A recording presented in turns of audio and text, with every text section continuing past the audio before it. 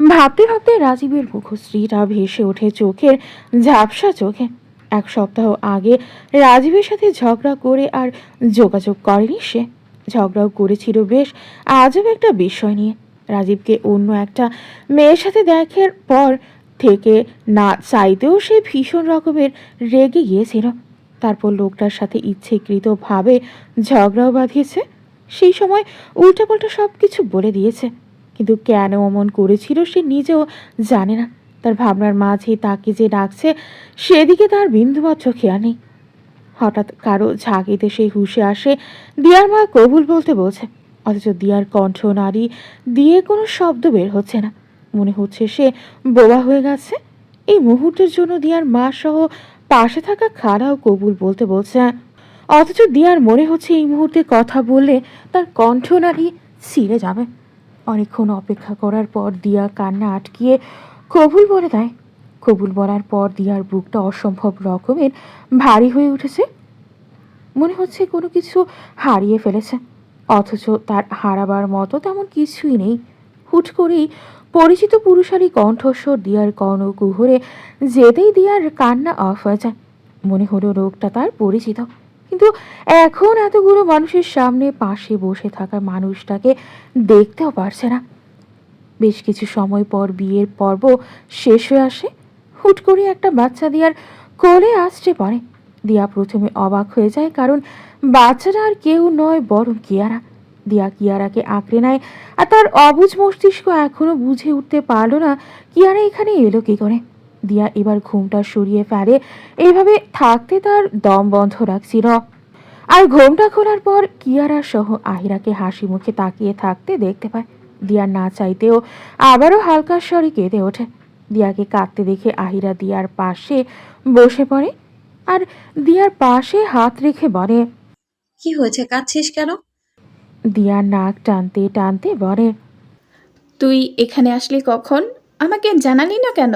আর এত সেজে আছিস কেন? আহিরা অধর ভাঁজে হাসি রাখা ফুটে ওঠে। ও মা, আমার একমাত্র বান্ধবীর বিয়ে আর আমি আসবো না? দিয়া আবারও বলে, আসবি তো জানি, কিন্তু আমি তোকে জানাইনি আমার বিয়ে হবে। আমি তো নিজেই জানতাম না আমার বিয়ের খবর। তাহলে তুই কি করে?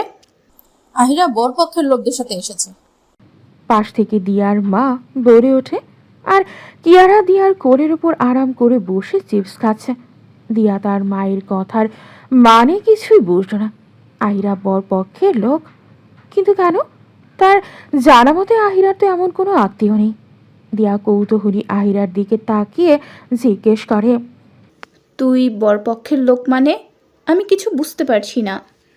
আহিরা এবার শব্দ করে হেসে বলে, তুই এখন আমার বান্ধবী থেকে ভাবি হয়ে গেছিস। দুটো সম্পর্কে এখন তোর সাথে আমার, বুঝলি? দিয়ার মাথা এবার সত্যি আউড়িয়ে গেল। কিছুই বুঝছে না সে, তাই আবারও জিজ্ঞেস করে, মানে? আমি কিছু বুঝতে পারছি না। আমি তোর ভাবি হই কেমনে? আহিরা দরজার দিকে আঙুল তাক করে বলে। ওইভাবে। দিয়া দরজার দিকে তাকাতেই সাদা পাঞ্জাবি পরা একটা লোককে উল্টো দিকে দাঁড়িয়ে ফোনে কথা বলতে দেখতে পায়। আর লোকটাকে দেখা মাত্রই দিয়া চিনে ফেলে, এটা তো রাজীব। দিয়া বিস্মিত নয়নে আহিরার দিকে তাক করে। এখনো তার অবুঝ মস্তিষ্ক কিছুই বুঝতে পারছে না। আহিরা দিয়ার ব্যাপারটা বুঝল। হ্যাঁ, ওইটা তোর। আর মানে রাজীব ভাই এখন তোর স্বামী, আর আমি তোর বান্ধবীর সাথে ননদ লাগি। রাজীবের কথা শেষ হতেই সে ফোন পকেটে ঢুকাতে ঢুকাতে ভেতরে প্রবেশ করে। দিয়া এখনো ভ্রমের মধ্যে রয়েছে। কি হচ্ছে তার মাথায় কিছুই ঢুকছে না। তার সাথে রাজীবের বিয়ে হয়েছে, কিন্তু কি করে? রাজীব তার ঠিকানা কই থেকে পেল? আর বিয়েই বা কবে ঠিক করল? এদিকে কিয়ারা দিয়ার দিকে তাকিয়ে বলে, আমি তোমার বিলে হয়েছে রাজীব আঙ্কেল, তোমার বল। দিয়ার এখন কেমন জানি মাথা ঘোরাচ্ছে। মনে হচ্ছে সে মাথা ঘুরিয়ে পড়ে যাবে। কিন্তু সময় আগেও এই লোকটা কথা ভেবে তার বুক কাঁপছিল। আর এখন জানতে পারছে এই লোকের সাথে তার বিয়ে হয়েছে নাকি। আহিরা কিয়ারাকে নিয়ে অন্যদিকে চলে যায়। এদের একটু একা সময় দেওয়া উচিত। আহিরা যেতেই রাজীব দিয়ার পাশে বসে পড়ে। দিয়া এখনো ঘোরের মধ্যে রয়েছে। এখন কেউ নেই এখানে, সবাই অন্যদিকে। হুট করে দিয়ার কানে আসে, অভিনন্দন মিস ঝগড়ুটে, আমার বধূ হয়ে আসার জন্য। দিয়া চট করে পাশ ফিরে তাকায়। শরীরে কেমন জানি কম্পন বয়ে যাচ্ছে। মনে হচ্ছে এখনই ঘুম ভেঙে যাবে আর দিয়া স্বপ্ন থেকে বের হয়ে আসবে। তবে সেটা হলো না।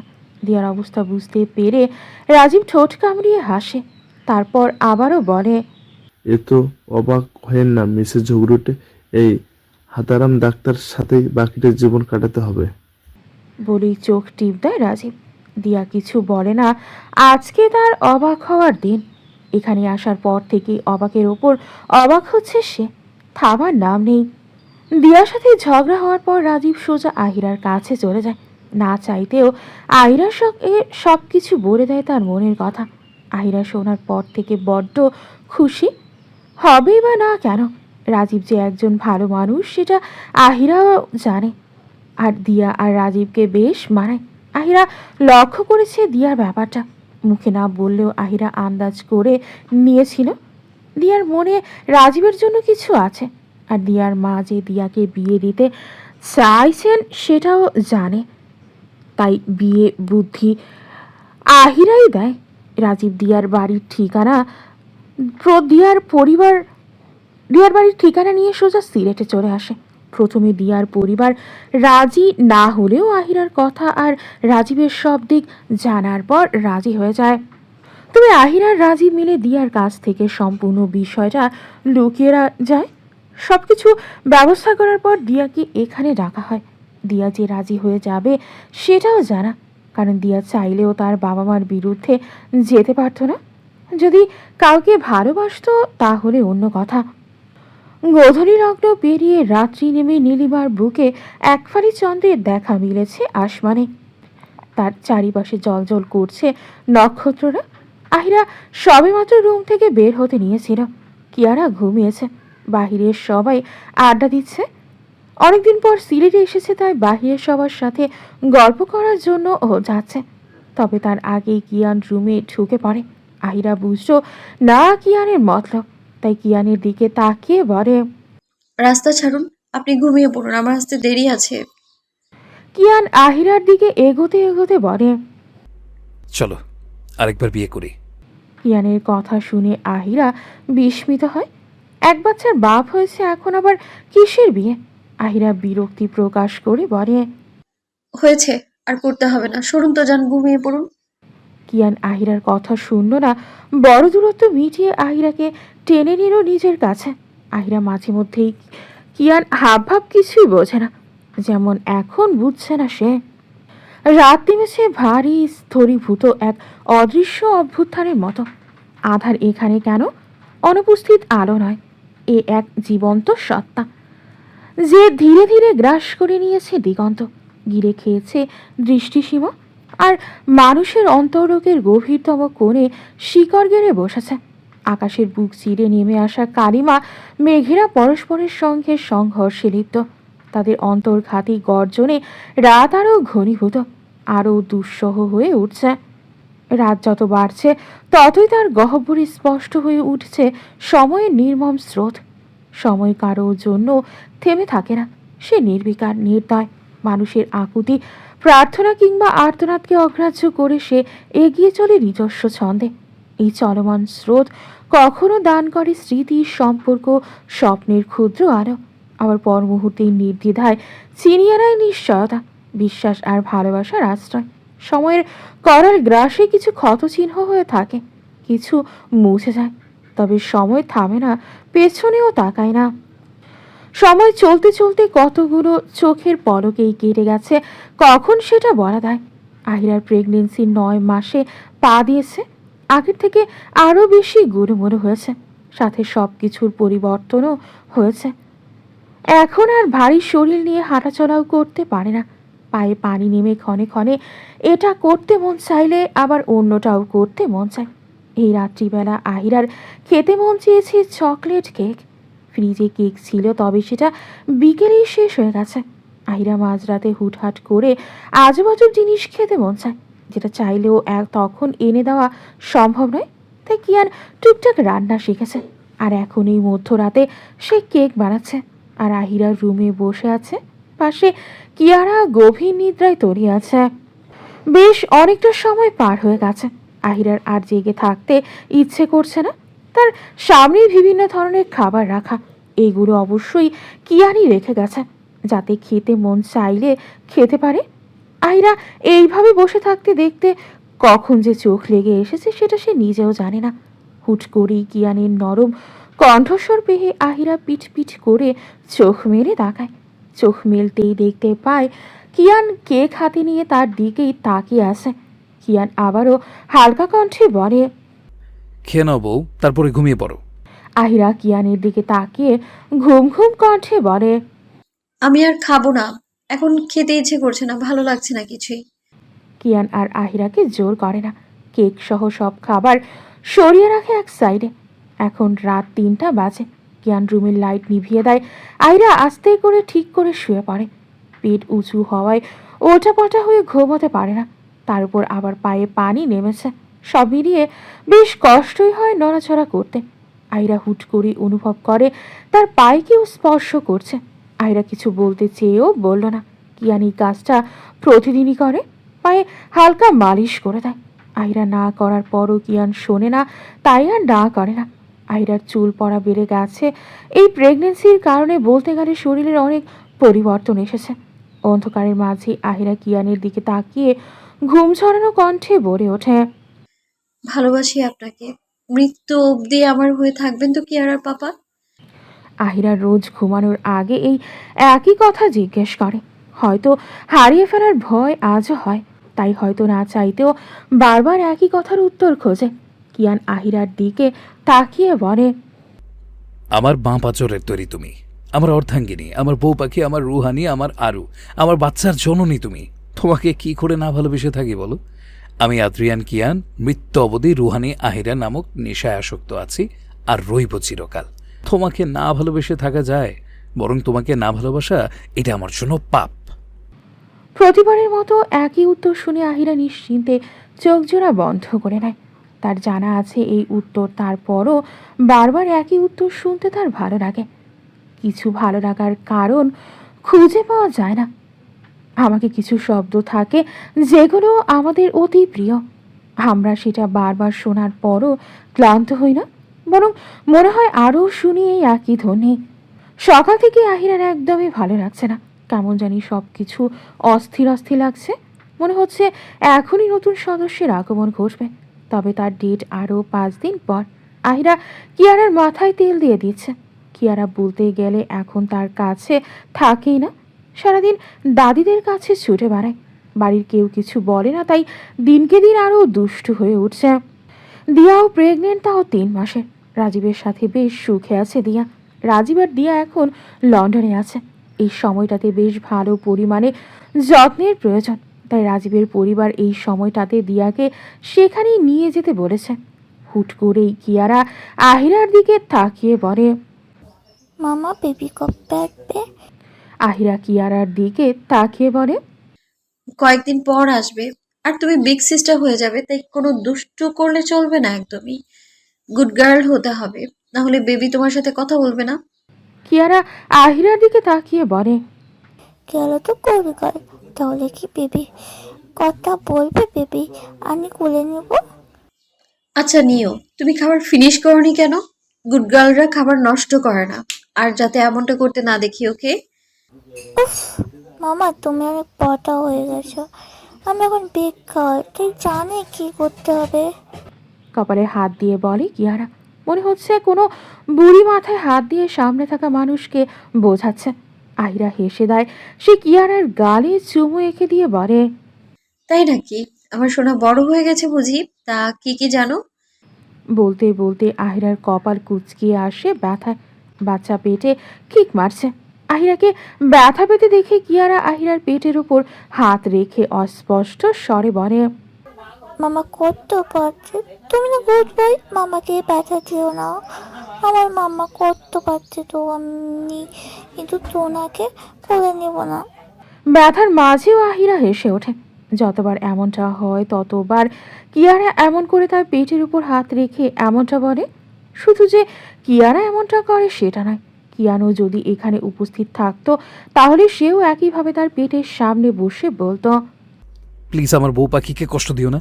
তুমি না আমার লক্ষ্মী ছেলে, তুমি আসার পর যত কিক মারতে চাও আমাকে মেরে শোনা, বাবা কিচ্ছু বলবো না, তাও কষ্ট দিও না ওকে। কথাগুলো ভাবতে ভাবতে আহিরার আবারও হাসি পায়। কিয়ারা বাহিরে তার দাদির কাছে চলে যায়। কালকে প্রিয়া আসবে।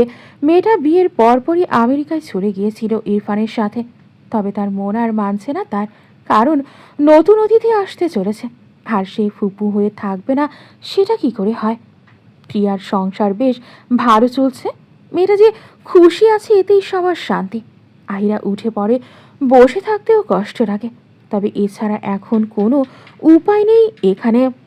দুপুরের কড়া রোদে সব কিছু ঝলসে যাবে মনে হচ্ছে। আহিরা আস্তে করে রুমের পর্দাগুলো টেনে দেয়। এখন পর্দাগুলো খোলাই থাকে, এটা অবশ্য আহিরা ইচ্ছেতেই থাকে, না হলে কিয়ানের মতো একগুঁয়ে মানুষ জীবনেও এত আলোকিত রুম পছন্দ করে না। সন্ধ্যা নেমে ধীরে ধীরে যেন দিনের ক্লান্ত শরীরটাকে টেনে নামিয়ে আনছে অদৃশ্য কোনো শোকস্তব্ধ হাত। আকাশের গায়ে জমে উঠেছে সীসার মতো ভারী মেঘ, আলো নিভে যাচ্ছে স্তরে স্তরে। চারপাশে নেমে এসেছে এক অস্বস্তিকর স্তব্ধতা, যেন প্রকৃতি নিজেই শ্বাস আটকে আছে কোনো অনিবার্য ঘটনার অপেক্ষায়। আহিরার আর্তনাতে সারা বাড়ি কেঁপে উঠছে। গভীর গভীর থেকে উঠে আসা যন্ত্রণা ঢেউয়ের পর ঢেউ হয়ে আসতে পড়ছিল তার স্নায়ুতে। প্রতিটি ব্যথা যেন আগেরটার চেয়েও বেশি হিংস্র, বেশি দাবিদার। আহিরা কাতরাচ্ছে, শ্বাস নিতে ভুলে যাচ্ছে বারবার, শুধু অসহায়ের মতো আর্তনাদ করছে। বাহিরে গিয়ে তাড়াতাড়ি বের করতে বলে দিয়েছে। হুট করেই প্রস্রাবের ব্যথা শুরু হয়েছে। হুট করেই এমনটা হওয়ায় সকলেই ভয় পেয়ে গেছে, বিশেষ করে কিয়ান। ছেলেটা পাগল হয়ে গেছে আহিরাকে এমন অবস্থায় দেখে। পাগলের মতো দিশেহারা হয়ে আহিরার ভারী শরীরটা উঠিয়ে বাহিরে গাড়িতে নিয়ে রাখে। গাড়িতে বসা মাত্রই গাড়ি চলতে শুরু করেছে। কিয়ানের স্থিরতা ভেঙে চুরমার হয়ে গেছে। বুকের ভেতরটা যেন কেউ ক্রমাগত মুঠো করে চেপে ধরছে। আহিরার যন্ত্রণা সে সহ্য করতে পারছে না। প্রতিটি চিৎকার তার নিজের শরীরের ভেতরেই প্রতিধ্বনি হচ্ছিল মনে হচ্ছে তার। আহিরার শরীর কাঁপছে অসম্ভব রকমের। আহিরা আঙুল শক্ত করে আঁকড়ে ধরেছিল কিয়ানের হাত, যেন সেটাই শেষ ভরসা। কিয়ান আহিরাকে শান্ত করার জন্য মাথায় হাত বুলিয়ে দিচ্ছে, তবে এতে কোনো লাভ হচ্ছে না, বরং আহিরাকে এইভাবে কাতরাতে দেখে কিয়ানের জান বের হয়ে যাচ্ছে। সে আহিরার দিকে রক্তলাল চোখে তাকিয়ে কোনো রকমে বলে, ইচ্ছু হবে না জান, এই তো আমি আছি তো, তুই ভয় পাস না, আর একটু সহ্য করে নে না জান, প্রমিস কখনো তোকে এই যন্ত্রণা দেব না, আমার তোকে ছাড়া আর কিচ্ছু দরকার নেই, তুই শান্ত হ জান। আহিরা চেতন হয়েছে কিছু সময় আগে, অতপর একটু নড়ে চড়ে পিঠ পিঠ করে মনোহারিতা আখি চূড়া মেলে ভ্রুকুটি করে পুরো চত্বর বোলানো। খরা মেডিসিনের রেশ এখনো শোভামান, তার উপর আবার নতুন একটা প্রাণকে জন্ম দিয়েছে। সব মিলিয়ে এখনো একটা ঘোরের মধ্যে আছে আহিরা। সবকিছু কেমন জানি ঝাপসা ঝাপসা, তার মাঝে মনের স্থিরতা নেই একটুখানি, ও সাথে মাথাটাও বেশ ভার ভার লাগছে, যার দরুন আহিরা কিয়ৎক্ষণ ওভাবেই শুয়ে রইল। ইচ্ছে করছে চোখ জোড়া মেলে রাখতে, কিছু সময় এ অবস্থায় শুয়ে থাকলো। কিছুক্ষণ পরে আহিরা পুরোপুরি চোখ মেলে তাকায়। শয্যায় থাকা অবস্থায় চতুর্দিকে এলোমেলো দৃষ্টি ফেলে জানতে চাইল সে এখন কোথায়, কিন্তু সে যে নিষ্ফল, কারণ দৃষ্টি যে এখনো আবছা। ফলস্বরূপ চারিদিকের পরিবেশ বুঝে উঠতে কিয়ৎক্ষণ সময় লেগে গেল তার। আহিরা আবারও পুরো চাতাল নজর ঘুরিয়ে নিজেকে আবিষ্কার করে এক হসপিটালের রুমে। মস্তিষ্কের কার্যক্রিয়া সম্পূর্ণরূপে সচল হতেই তরাস চোখ মেলে আহিরা। সঙ্গে সঙ্গে স্মৃতির পাতায় উড়ন্ত ফানুসের মতো ভেসে ওঠে গতকালকের সমস্ত দৃশ্যপট। আহিরা এবার ওঠার চেষ্টা করেও তবে সফল হলো না। কিছু সময় পর কেবিনে কেউ প্রবেশ করে। আহিরা তাকিয়ে দেখে কিয়ান তার দিকে এগিয়ে আসছে। আহিরাকে চোখ মেলে থাকতে দেখে কিয়ান ছুটে আহিরার কাছে চলে যায়। আহিরা মাথাটা আস্তে করে নিজের বক্ষপৃষ্ঠে আঁকড়ে ধরে। কিয়ানের হৃদযন্ত্রের ওঠানামা করছে অনেক দ্রুত গতিতে। আহিরা বুঝতে পারছে কিয়ানের অস্থিরতা। না চাইতেও অধর কোণে হাসি ফুটে ওঠে। এত ভয় পাচ্ছেন কেন? আমি তো এইখানেই। তুই এখানে থেকেও আমার জান ছিল না। তোর আর মা হতে হবে না, আর না আমাকে বাবা। আমি তোকে এমন যন্ত্রণায় দেখতে পারবো না। কিয়ারার সময় তুই এমনভাবে কষ্ট পেয়েছিলি না? আফসোস আমার মতো হতভাগা আর কোনো পিতা না হোক, যে কিনা এমন সময় তার স্ত্রী পাশে থাকতে না পারে। তীব্র কম্পনের সাথে কথাগুলো বলে শেষ করে কিয়ান। তার কণ্ঠনালী এখনো কাঁপছে। মনে হচ্ছে তার ভেতরকার চলতে থাকা ঝড়টা ধীরে ধীরে কমে আসছে। বাবু কোথায়? ওকে আমার কাছে আনুন না। আহিরার কথার মাঝেই রাহেলা চৌধুরী সহ কিয়ান একটা সাদা কাপড়ে মোড়ানো বাবুকে নিয়ে আসে। কিয়ান আস্তে করে আহিরা ঠিকভাবে বসিয়ে দেয়। রাহেলা চৌধুরী আস্তে করে ছোট্ট নবজাত বাচ্চাটাকে করে নেয়। আহিরার নেত্র কোণে অশ্রু এসে হানা দিয়েছে। কিছুটা সময় যেতেই সেটা বর্ষণ হয়ে ঝরতে থাকে। ফুটফুটে বাচ্চাটাকে আহিরা আস্তে করে চুমু দেয়। আহিরার ধরতেও ভয় লাগছে, কেমন লাল হয়ে আছে। বাচ্চা জন্মের পর এমনই হয়।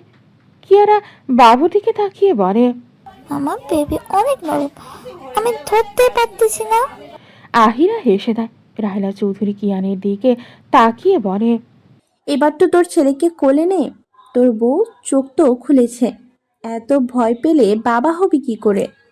কিয়ান কম্পতি হাত জোড়া বাড়ায় ছোট্ট বাচ্চাটার দিকে। তার আর একটা অংশ সে ভয় এখন পর্যন্ত করে নেয়নি। যে বাচ্চাটা ব্যথা পাবে তার হাত তো শক্ত, তাই সে নীরে যদি ব্যথা পায় সেই ভয়ে শুধু দূর থেকেই দেখেছে। এমন অনুভূতি যে আজকে পাচ্ছে কিয়ারার সময়টাতে সে ছিল না, তাই জানেও না কেমন লাগে। তবে এখনকার অনুভূতিটা ভিন্ন, একদমই ভিন্ন। কিয়ান আস্তে করে নিজের করে তোলার মতো বাচ্চাটাকে তুলে নেয়। না চাইতেও চোখ জোড়া ছলছল করছে। কিয়ান আস্তে করে বেবিটার কপালে চুমু এঁকে দেয়। কিয়ানকে চুমু দিতে দেখে কিয়ারা বলে ওঠে, পাপা, তুমি এটা কি করলি? তুমি আমাকে ধোকা দিত, ওকে কেন চুমু দিলে? কিয়ান হালকা হেসে বলে, কারণ সে এখন তোমার মতো আমার প্রিন্স আর তুমি প্রিন্সেস। বাবা কি করে তার প্রিন্সেসকে ধোকা দিতে পারে বলো?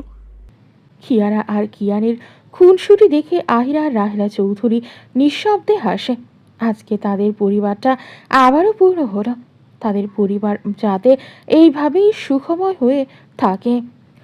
সময় নদীর স্রোতের মতো বয়ে চলেছে। দেখতে দেখতে জীবন থেকে কেটে গেছে ৫-৫টা বছর। অথচ পেছন ফিরে তাকালে মনে হয় এই তো কিছুক্ষণ আগেও এই সময় ছিল। কিয়ারার বয়স এখন ৯ আর রিয়ানের ৫। কিয়ানের নামের সাথেই মিল রেখে এই নাম রাখা। অবশ্য দুটো বাচ্চাই তার বাবার কার্বন কপি। দেখলে যে কেউ বলে দিতে পারবে এটা কিয়ানের সন্তান। কিয়ারা এখন আগের মতো চঞ্চল নেই, বুঝদার হয়ে গেছে। দিয়া একটা ৪ বছরের মেয়ে হয়েছে। জীবনটা আগের থেকেও দ্বিগুণ সুখময় হয়ে উঠেছে। আহিরাকে আর অতীতে ফিরে তাকাতে হয় না।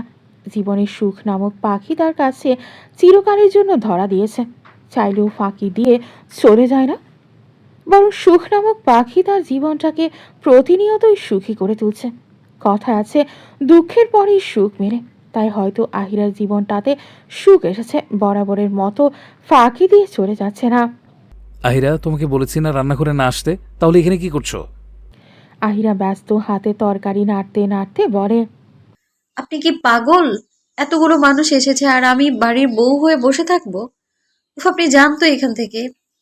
কাজ করার জন্য সার্ভেন্ট আছে, রুমে চলো। এখন রুমে যেয়ে কি করব? বিরক্তির সাথে কথাটা বলে ওঠে আহিরা।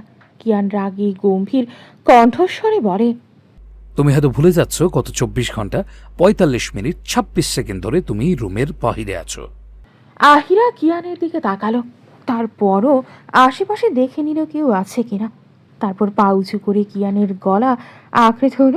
কিয়ানের নাকের ডগায় হালকা একটু কামড় দিয়ে বলে, আর একটু কিয়ারা পাপা। তুমি আমাকে কেন বোঝো না বউ? এত বছর সংসার করার পরেও আমাকে বুঝলে না? তুমি জানো তোমাকে ছাড়া আমার চলে না। প্লিজ রাগ করবেন না কিয়ারা পাপা। আপনাকে আমি বুঝি তো, সবাই এখানে, আমি আপনার সাথে বসে থাকা কি হবে বলুন? বুঝতে হবে না, আর থাকো তুমি সবাইকে নিয়ে। বলেই যেতে নিলে আহিরা আবারও কিয়ানকে আঁকড়ে ধরে। আহিরা কিয়ানের বক্ষ পৃষ্ঠে মাথা এড়িয়ে দিয়ে বলে, আপনাতেই আমি কিয়ারার পাপা। দিন শেষে তো আপনিই আমার শেষ ঠিকানা। ভালোবাসি আমি আপনাকে। কিয়ান দম ফেলে শান্ত হয়। আস্তে করে আহিরাকে শক্ত করে চেপে ধরে ব্যাকুল কণ্ঠে বলে, ভালোবাসি রুহানি, হ্যাঁ আমার রুহানি। এই রজনীর বুকে মস্ত বড় জ্যোৎস্নার শুভ্র আলো মুখরিত হয়ে আছে চারিদিকটা। অন্ধকারে আচ্ছন্ন এই রজনীতে এই জ্যোৎস্নার আলোয় প্রাণ ফিরে পেয়েছে প্রকৃতি। মৃদু স্বরে হাওয়া বইছে চারিদিকে। নিস্তব্ধ এই পরিবেশে এই হাওয়া নাড়িয়ে তুলছে গাছের পাতাগুলো। খোলা কেশরাশিগুলোকে হাতের মাধ্যমে পেঁচিয়ে খোপা করে নেয় আহিরা। সিলেট এসেছে বেরোবার জন্য। বিশাল বড় হোটেল রুমের ব্যালকনিতে দাঁড়িয়ে বাহিরের এই মনোমুগ্ধকর দৃশ্য দেখতে ব্যস্ত সে। সংসার জীবন সামলে কয়েকদিনের জন্য ঘুরতে এসেছে তারা। অবশ্য তারা একা আসেনি, সাথে রাজীব দিয়ারাও এসেছে। বাচ্চাদের জন্য আলাদা রুম রয়েছে, সেগুলোতেই বাচ্চারা রয়েছে। হুট করেই আহিরার কোমর আঁকড়ে ধরে কেউ। আহিরা প্রথমে থামকারেও পর মুহূর্তে কিয়ানের উষ্ণ এক মাদকাসক্ত পরিচিত গন্ধ নাসারন্দে প্রবেশ মাত্রই বুঝে যায় এটা কিয়ান। শাড়ির ভাঁজের ভেতর দিয়া কিয়ানের হাত আহিরার নরম পেটে। কিয়ান আহিরার গলদেশে মুখ ডোবায়। আহিরা শক্ত করে নেত্রজোড়া বন্ধ করে নেয়। আজও প্রতিবারই এই মানুষটার স্পর্শে তার শরীরে কম্পন বয়ে যায়। বিয়ের এত বছর পরও লোকটার স্পর্শে আলাদা এক মাদকতা মিশে থাকে, যা প্রতিবারই তার দেহে কম্পন সৃষ্টি করতে বাধ্য। আহিরা হালকা স্বরে বলে, কি করছেন? ছাড়ুন আমায়, ঘুমোবেন না? কিয়ান আহিরার গলদেশে নাক ঘষতে ঘষতে নেশালো স্বরে বলে, দেখছই তো আদর করছি, আর আমি ধরলে কি তোমার ঘুম আসে? না, মানে আপনি এমন করলে আমার লজ্জা লাগে। এত বছরেও তোমার লজ্জা ভাঙাতে না পারায় এই আমিটা ভীষণ লজ্জিত। ছে, কিসের আদর করেছি যে বই লজ্জাই ভাঙাতে পারেনি।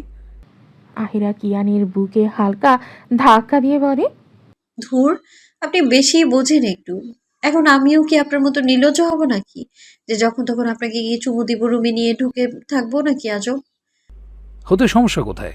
আমার বউ যখন ইচ্ছে তখন তার স্বামীকে চুমু দেবে, রুমে নিয়ে গিয়ে যা ইচ্ছে তাই করবে, তাতে কার বাপের কি? আপনার সাথে কথা বলাই বেকার। তাহলে মুখ বন্ধ রেখে আমার কাছে সাহায্য করো, নইলে চুপচাপ আমাকে সহ্য করো। বলেই আহিরাকে পাঁচ করে তুলে নেয় কিয়ান। আহিরা বুঝলো এই লোক কি করতে চলেছে। না চাইতেও আহিরা আবারও লজ্জায় কুকরিয়ে উঠল। কিয়ান মত্ত হলো তার রুহানিতে, যেখানে শুধু সে আর তার রুহানি, তার আরও তার বউ পাখি। আর আহিরা প্রতিবারই কিয়ানের স্পর্শে লজ্জায় লাড়িত হয়ে আসতে পড়ে কিয়ানের বক্ষস্থলে।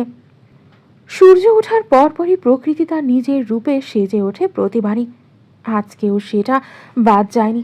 বাহিরে পক্ষীরাস্তির কিচিরমিচির শব্দ ভেসে আসছে। রিপোর্টের পাশ ঘেঁষে বিশাল বড় চা বাগান। এখানে বাহিরে এক সাইডে প্রকৃতির সঙ্গে বসে খাওয়া দাওয়া শুরু করে আড্ডা দেওয়ার বিশাল বড় এরিয়া। এদিকটা পুরোই বুক করে নেওয়া, তাই এখানটায় তারা ছাড়া অন্য মানুষের আনাগোনা নেই। আহিরা কিয়ারার চুল বেঁধে দিচ্ছে। একটু পর সবাই মিলে সিলেটের অন্য স্থানগুলো ঘোরার জন্য বের হবে। পাশেই দিয়ার মেয়েও রয়েছে। রিয়ান কিয়ানের কোলে চড়ে এদিকেই আসছে। আগের কিয়ারার চুলগুলো পিঠ ছড়িয়ে মেয়েটা বেশ আগের থেকে চুপচাপ হয়ে গেছে। বাপের মতো গোমরামুখ হয়েছে মেয়েটা। আহিরা অবশ্য এই ব্যাপারে কিছু বলে না, কারণ বললে অবশ্য কিয়ান নিজের মেয়ের পক্ষই নেয়। রিয়ান তার পাপার কোল থেকে নেমে এসে আহিরার কাছে ছুটে আসে। আহিরা এক হাতে ছেলেকে আঁকড়ে ধরে। রিয়ান আস্তে করে আহিরার গালে চুমু এঁকে দেয়। এটা পুরোই কিয়ানের আর এক ডুপ্লিকেট। রিয়ান হওয়ার পর যখন আহিরা দেখলো এই বাচ্চাও তার বাপের ওপর গিয়েছে, তখন রাগে দুঃখে সে কান্না করে বলেছিল 9 মাস পেটে ধুলো সে, আর দুটোর বাচ্চাই তার বাপের ওপর গিয়েছে। রিয়ান হঠাৎ কিয়ানের দিকে তাকিয়ে বলে ওঠে, পাপা, তুমি মাম্মাকে ব্যথা দিয়েছো কেন? রিয়ানের কথা শুনে কিয়ান কান থেকে ফোন নামিয়ে ছেলের দিকে তাকায়। রিয়ানের হাত আহিরার গলার লালচে দাগটার ওপর। বেশ ভালো জখম হয়েছে জায়গাটা। ফর্সা শরীরে বেশ ভালোভাবেই ফুটে উঠেছে দাগটা। কিয়ান রিয়ানার দিকে তাকিয়ে শান্ত স্বরে বলে, পাপা ব্যথা দেয়নি, তোমার মাম্মার নড়চড়া বেশি করে তাই পেয়েছে। আহিরা তাড়াহুড়ো করে গলার দাগটা ঢাকতে চায়। ইস, সে ভুলে গিয়েছিল তার গলায় এত বড় একটা দাগ আছে। এতে বড় ব্যাক্কেলের কাজ সে কিভাবে করতে পারো? আর এই লোকটাই বা কেমন? নিজে দাগ বানিয়ে আবার তারই দোষ দিচ্ছে। নেহাত বাচ্চারা এখানে আছে, না হলে শুনিয়ে দিত কিছু কথা। না, তুমি দিয়েছো ব্যথা। আমি আরো একবার দেখেছি। ছি পাপা, তুমি আমার মাম্মাকে ব্যথা দাও। আজ থেকে রিয়ান তার পাপাকে তার মাম্মাকে দিবে না। ছেলের কথায় কিয়ানের ভ্রু যুগল কুচকি আসে। ফোনে কথা বাদ দিয়ে সে আবারও বলে, আচ্ছা দিও না তোমার মাম্মাকে। তোমার মাম্মা তুমি নিও, আর আমি আমার বউকে নেব, ঠিক আছে? না, আমার মাম্মা শুধু আমার মাম্মা। তুমি কেন মাম্মাকে বউ বলছো? এ তো আমার মাম্মা, তাই না? মাম্মা তুমি বলো তুমি কার? আহিরা চোখ গরম করে কিয়ানের দিকে তাকায়। কিয়ান সেদিকে বিশেষ পাত্তা দিল না। রিয়ান আহিরার গালে হাত ধরে আদুরে কণ্ঠে বলে, রিয়ান তো সুপার হিরো। আমার মাম্মাকে ব্যথা দিলে আমি কাউকে দেব না মাম্মাকে। কিয়ানও একই স্বরে বলে। আচ্ছা দিও না তোমার মাম্মাকে, আমার বউকে দিলেই হবে। দিয়া এবার ফিক করে হেসে দেয়। কিয়ারাই নীরব দর্শকের মতো বসে আছে শুধু। দিয়াকে হাসতে দেখে আহিরা আরও লজ্জায় পড়ে যায়। কি এক ঝামেলা! আহিরা চোখ গরম করে দিয়াকে থামতে বলে। দিয়া হাসতে হাসতে রিয়ানের উদ্দেশ্যে বলে, শোনো, তোমার পাপা হলো দুষ্ট শিয়াল, আর তোমার মাম্মা এক অবলা মুরগি। তো শিয়াল রাতে বাঘ শিকার করতে গিয়েছিল, ভুল করে মুরগি শিকার করে ফেলেছে। আর শিয়াল তো ভারী শক্তিশালী মুরগির তুলনায়, তাই মুরগির গায়ে দাগ লেগে গেছে। তবে শিয়াল আবার মুরগিকে খুব ভালোবাসে, আর ভালোবেসে মুরগির গায়ে দাগ দিয়েছে, যাতে অন্য শিয়াল এসে তার মুরগিকে না নিয়ে যেতে পারে। দিয়ার এমন আজগুবি গল্প শুনে আহিরা বিরক্ত হয়ে ওঠে। এটা কেমন ধরনের গল্প? শিয়াল মুরগি দিয়ে যে তাদের বুঝিয়েছে সেটা আহিরা খুব ভালো করে বুঝতে পেরেছে। কিয়ানার এদিকে না দাঁড়িয়ে অন্যদিকে চলে যায়। আহিরা দিয়ার দিকে তাকিয়ে বলে, তোর শিয়ালকে ডাকবো? এসে একদমই শিয়ালের শক্তি দেখিয়ে দেবে। আমার শিয়ালকে ডেকেও লাভ নেই, তোরটা আগে সামলা। হুট করেই রিয়ান বলে ওঠে, আন্টি আমার মুরগি কই তাহলে? আমার মুরগি চাই। আমিও দাগ দিয়ে রাখবো আমার মুরগিদের। দিয়া রিয়ানের কথা শুনে হেসে ওঠে। হাসতে হাসতে বলে, তুমি পাপার মতো বড় হয়ে যাও, তারপর আমরা সবাই মিলে তোমার জন্য একটা মুরগি নিয়ে আসব। তখন তোমারও মুরগি হবে। এখন আগে বড় হও। দিয়ার কথা শুনে হুট করে রিয়ান দীপ্তির হাত চেপে ধরে বলে, দীপ্তি আমার মুরগি, ওকে আমার মুরগি বানাবো। ও অনেক সুন্দর, তাই ওই আমার মুরগি হবে। অবশ দীপ্তি কিছুই বুঝল না। এদিকে আহিরাও এবার হেসে দেয়। রিয়ান সময় পেলেই দীপ্তিকে বিরক্ত করে। দীপ্তির বয়স এবার 5-এ পড়েছে আর রিয়ান এবার 6। এতেই এত পাকা পাকা কথা বলে। দিয়া হাসতে হাসতে বলে, দীপ্তিকে তো তুমি পছন্দ করো না, তাহলে ওকে কেন তোমার মুরগি বানাবে? ও আমার কথা শুনে না, তাই পছন্দ করি না। ও যদি আমার কথা শুনে তাহলে আমি ওকে পছন্দ করব, আর ও আমারই মুরগি হবে। না, আমি হব না মুরগি। তুমি পচা রিয়ান ভাইয়া। না, তোকে মুরগি হতে হবে। রিয়ান হালকা চোখ পাকিয়ে বলে। এদিকে কিয়ারা এতক্ষণ ধরে নীরব শ্রোতার মতো সব কিছু শুনছিল। সে এই নীরবতা ভেঙে বলে, রিয়ান তুমি বেশি কথা বলো কিন্তু। পাপার কাছে নালিশ করবো কিন্তু। দীপ্তিকে বিরক্ত করো না। রিয়ান কিয়ারার কথায় মুখ গোমরা করে ফেলে। কিয়ারা সবসময় তাকে এইভাবে থামিয়ে দেয়। রিয়ান তার বোনকে অনেক ভালোবাসে, তাই বেশি কিছু বলে না। সময়ের পরিধি ব্যাপকভাবে ছুটে চলেছে। ক্ষণিকের জন্য থামার তাড়া নেই, নেই কোনো আবেগ। দিয়ে গেছে সব রঙিন স্মৃতিকাতর। জীবন থেকে 6টা বছর কিভাবে কেটে গেল আহিরা নিজেও বুঝতে পারে না। সব কিছুই যেন এক ধোঁয়াশা তার কাছে। মানুষ বাঁচেই নিজ স্বার্থের জন্য, আর আহিরাও বাঁচে সেই স্বার্থে। তার আপনজন, তার সন্তান আর তার স্বামী। জীবনটা পরিশেষে এত রঙিন হবে সেটা সে ভাবতে পারেনি। সময় দেখিয়ে তাদের চোখে আঙুল দিয়ে দেখিয়ে দেয় সে স্বার্থপর নয়। সে যেমন ছিনিয়ে নিতে জানে ঠিক তেমনি ফিরিয়ে দিতে জানে। এই সময়ই আহিরাকে মাঝ সমুদ্রে ছেড়ে দিয়েছিল, আর এই সময়ই তাকে পাড়ে এনে দাঁড় করিয়েছে। সময় যা কেড়ে নিতে জানে তার চেয়ে বেশি ফিরিয়ে দিতেও জানে। আহিরার ঢাকায় চৌধুরী নিবাসে ফিরে এসেছে। সকলেই ব্যস্ত হয়ে পড়েছে নিজ কর্মে। প্রিয়ারা বাংলাদেশে এসেছে। কিয়ানের দাদি গত বছরই ইন্তেকাল করেছে। রাহেলা চৌধুরী দিন কাটে নাতি নাতনিদের খেয়ালে। আহিরা থেকে বেশি সেই সামলায় তাদের। কিয়ারা বেশিরভাগ সময় বাড়ির স্টাডি রুমেই কাটায়। মেয়েটা বেশ বই পড়ুয়া হয়েছে। সময় পেলেই বিভিন্ন ধরনের গল্পের বই পড়ে। ধরণী জুড়ে রজনীর অন্ধকার চেয়ে আছে। আহিরা, রিয়ান আর কিয়ারাকে ঘুম পাড়িয়ে এসেছে। রাত বেড়ে চলেছে, কিয়ারের আসার নাম নেই। লোকটা না আসা পর্যন্ত ঘুমাতেও পারে না সে। আহিরা বেডের এক সাইডে হেলান দিয়ে বসে পড়ে। বেড সাইডের টেবিল ল্যাম্পটার আরও জ্বালানো শুধু। আহিরা বসে থাকতে থাকতে ঘুমিয়ে পড়েছে, সেটার নেই খেয়াল। হুট করেই ঘুমের মধ্যে পায়ে কারো স্পর্শ পেতে আহিরা ঘুমের মাঝেই খেপে ওঠে। ঘুমের রেশ এখনো লেগেই রয়েছে।